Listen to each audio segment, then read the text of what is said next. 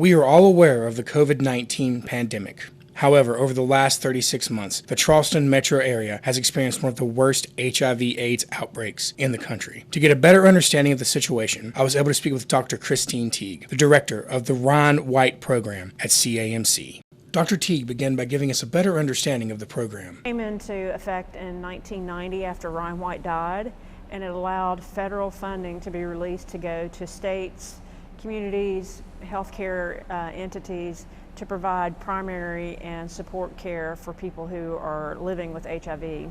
Dr. Teague explains the severity of the outbreak and the impact it's having on the community.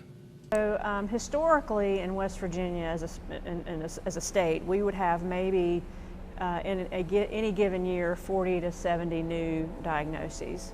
And they were primarily in people who acquired it through sex.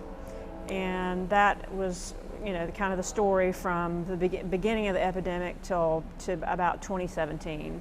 And then it changed completely with the opioid epidemic and the substance use problem that we have here and the collateral damage related to that.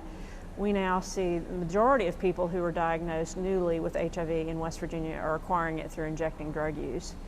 And now the numbers of new cases per year across the state are around 100 to 125.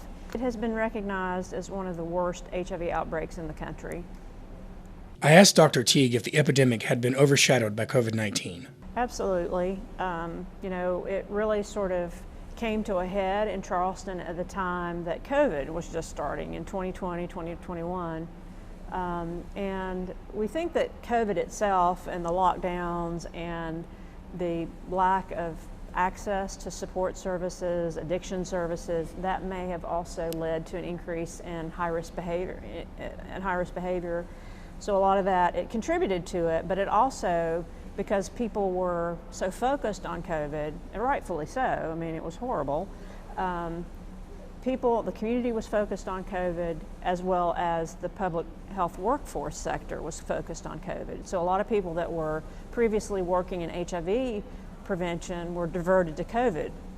So there were fewer resources. Dr. Teague explains why testing and outreach are so important in combating this outbreak. So we know that in order to wrap our heads around this outbreak and make a dent and decrease the numbers, we have to do a better job at getting people tested so that we can link them to care and get them on medicines so that they're less likely to transmit to others.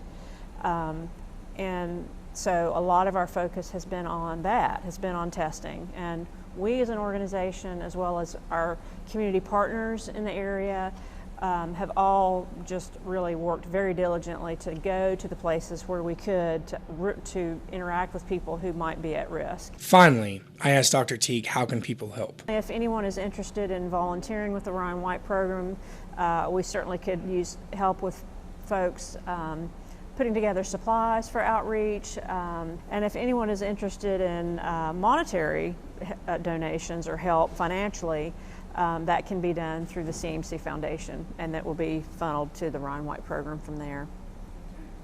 For WVSU Newsline, I'm Justin Walker.